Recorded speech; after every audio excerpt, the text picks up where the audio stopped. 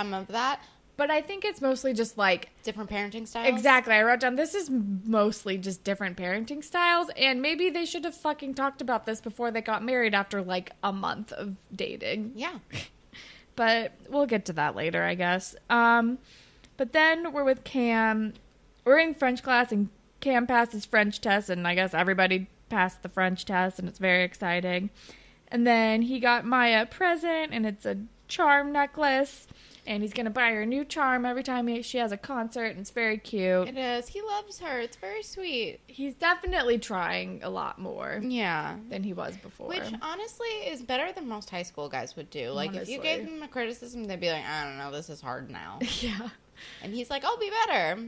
And then Maya feels guilty and, like, word vomits everything that happened with Zig. And then Cam just says, sucks, and then, like, walks away. Yeah. And I'm like, does he not care? Or is this him pretending not to care? Or is this just, like, his genuine... Is this still, like, his clinical depression being like, oh, sucks, bye? I think it's the second one. Yeah. I think it's like he's hurt and doesn't express feelings. Yeah. Well. And then we have whisper hug practice, which is painful to my ears. It hurts me. And I realize I don't think I knew that Imogen played the drums before now, which she probably has before, but I either just forgot it or blocked it out. I have no memory of this. All I remember is her playing the water glasses like Miss Oh, Congeniality. yeah, she was playing... That was what she did at their last concert. But yeah, in the tambourine. Yeah. But I guess she's on, like, full-on percussion now. She's... I like it. Yeah, I'm like, cool. She's evolving as an artist. But then we're at the Battle of the Bands, and we see Chaz Bono as the judge, and I'm like, I understand why Chaz Bono is in this episode, because at the time he was probably, like, the only famous trans person, like, in 2012, 2011, 2013, whenever this came out. Like, I understand why he's on this episode. I don't really understand why he is a judge of a Battle of the Bands in Canada. I mean, other than the fact that Cher is his mom. Yeah. Sonny and Cher is his also, mom. a Battle of the Bands for high school students. Yeah, I don't really get it. How did they get any version of celebrity? The logic doesn't make any sense. No. But whatever.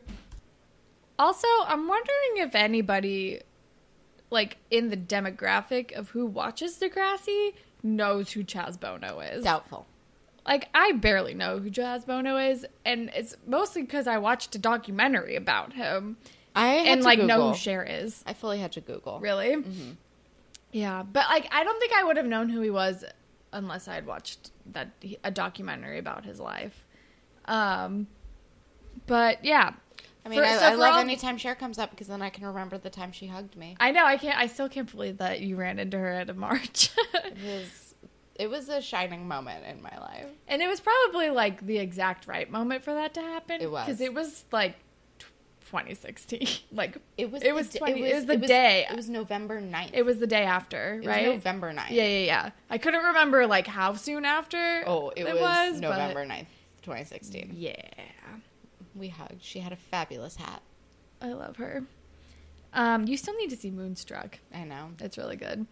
Anyway, we're at the thing. And Chaz Bono. And then Missy's band goes up and they start playing the song. Their version of this terrible song. Which is better. Way better. They improved it greatly. Their version is much better. Yeah. But yeah. And then we are back at the Claire household.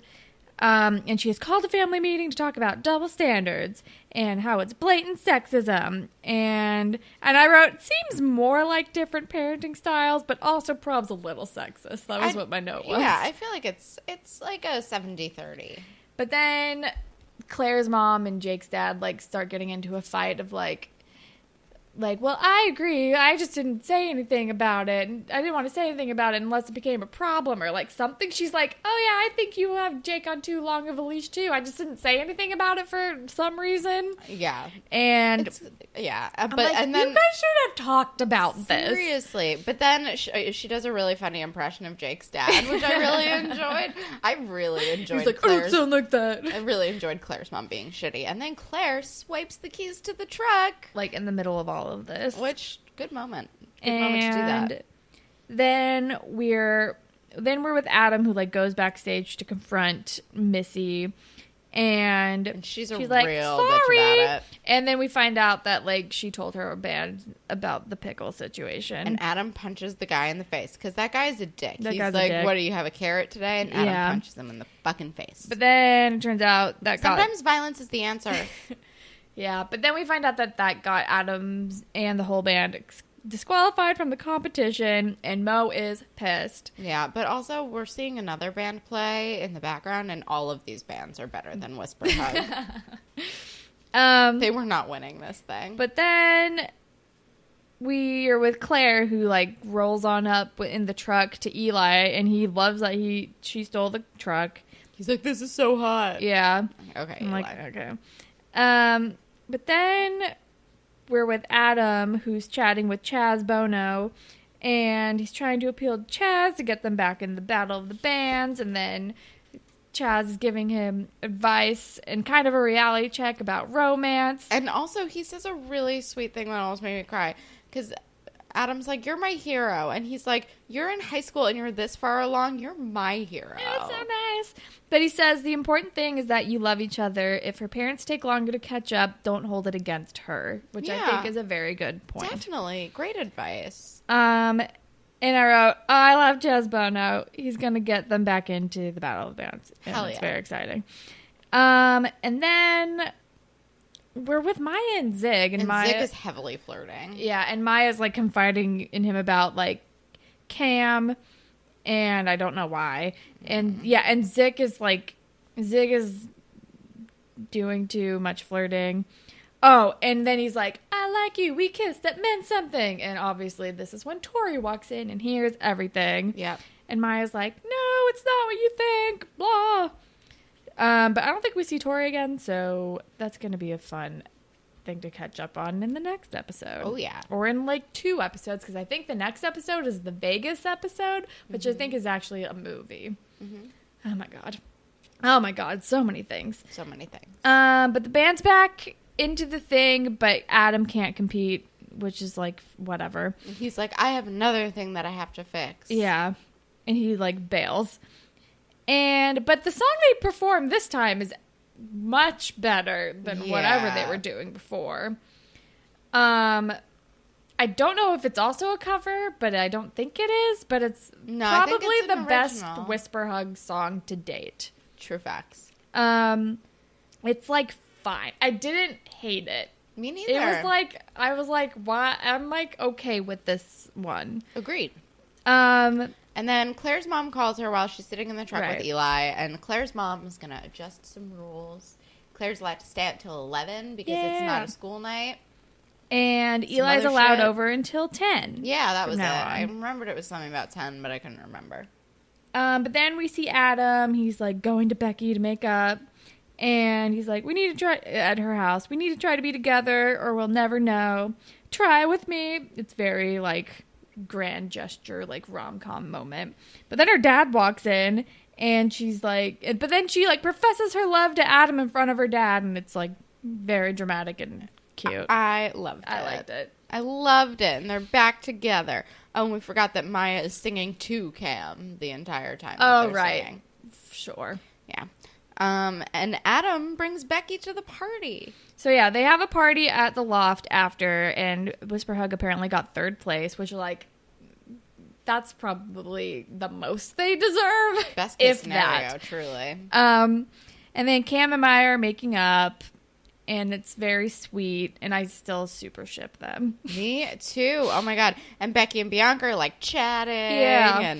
And apparently Bianca and Drew are getting married in 2 days, and Adam's the best man. Yeah, and I'm like, Drew asking Adam to be his best man in Vegas in 48 hours. Lord. And then Adam and Becky like have a big kiss moment, PDA, and I'm not mad about it. It's the first PDA on the show I've ever enjoyed. Yeah. Except for Imogen and Fiona on the Ferris wheel. That one was good too. Yep. And that's the end of the episode. We did it. It had a very nice ending. Yeah. But then just reminded me of the fucking shit show that this Vegas episode's. I'm excited for the Vegas episode. I'm excited for the shit show. Bring it on. I really hope they don't actually get married. God, me too. Although not Nathan and Haley. I'm having like major Saved by the Bell flashbacks. Oh God, I forgot about that. Mm-hmm. They can't get married. Mm-mm. They can't do it. Mm-mm. It's gonna be real bad. But yeah, that's the end of the episode. Spirit Squad Captain? Becky Baker. Yeah, Becky has come so far. Yeah. I don't really have anything else to say. Becky Baker. Ship. Stepping it up. Is Becky it and tied? Adam. Becky and Adam, but I also want to like give some props to Maya and Cam. Yeah. Fuck Zig. Yeah. Go away. Go away, Zig. But then what else do we do? That's it. Grapevine? We have a tweet from Callie, who just reminded us that Hazel was in season 1. She was there when Manny tried out for Spirit Squad Spirit Squad in general, and she helped Paige Tara Emma's article of the Grapevine. And Hazel got blamed for it, and she was also there for Ashley's ecstasy-induced sleepover. Right. That's my bad for forgetting that she was in season 1. But she wasn't in it a lot. She wasn't. Okay. And then we have a couple emails. This one is from Tori. And she says, "Hi, Kelsey and Holland. I just want to let you know that I fucking love your podcast. You guys are incredibly hilarious, and it feels like I'm actually watching the show with someone since no one in my real life watches the show. I started watching Degrassi somewhere around 2008 when I was 9 years old." Oh my god. Oh my You're god. a baby. I'm ancient. "My parents didn't allow me to watch it since the show contains mature content, but I watched it anyway.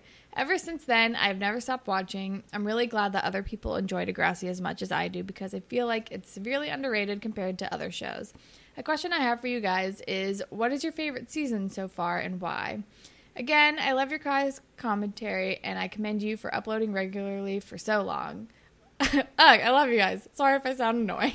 You don't sound annoying at all. You're so nice. Thank you. It's just weird to read. I love you guys a lot, because I'm uncomfortable with that kind of affection. But what is your favorite season? I think mine might be 3 or 4. 3 to 4. 3 or 4. I think I'm on the same page as you. And it's mostly just because that's when shit starts getting real. Yeah. And it's when, like, the slogan "It Goes There" was developed. Mm-hmm. And it's also, like, when I was, like, the most into Degrassi in my life. When those... It's, it's mostly, like, tied to, like, the nostalgia. I think that's fair. I think I'm definitely season 4. Yeah, I was leaning more towards season 4. But, like, end of season 3 is good. Bits of season 3 is good. 3 is, like, the ramp-up to the amazingness that is 4. 4 is perfect. So I think probably solidly season 4 is my favorite season. Like that, I mean, it's so good. Okay. And then we have another email from Gloria. And she says, "Hi, Queens. Longtime listener and tweeter at Gloria Tweets. First time emailer here. After hearing the snippet of the most recent episode about Audra Torres having BDE, it made me curious to hear about who else do you think has BDE from the Next Generation cast and subsequent ones. My thoughts: Next Generation, Manny J, Alex Page. Runners up, Heather Sinclair. The wildest things were always said about her, but was never on screen. Terry, hashtag Justice for Terry, and I loved when she read that ice cream shop worker to filth, re her modeling career. Seasons 8 through 12, Bianca, Holly J, Connor, Allie.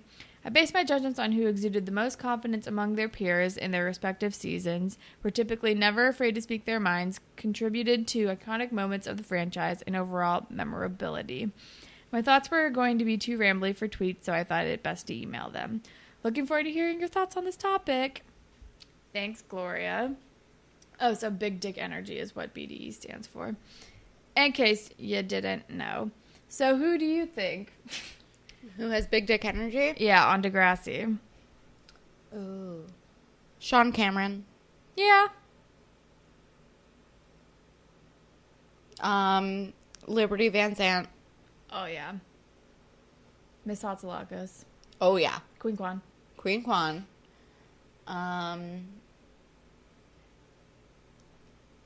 Allie. Yeah. Allie has super big dick energy. I agree with Allie.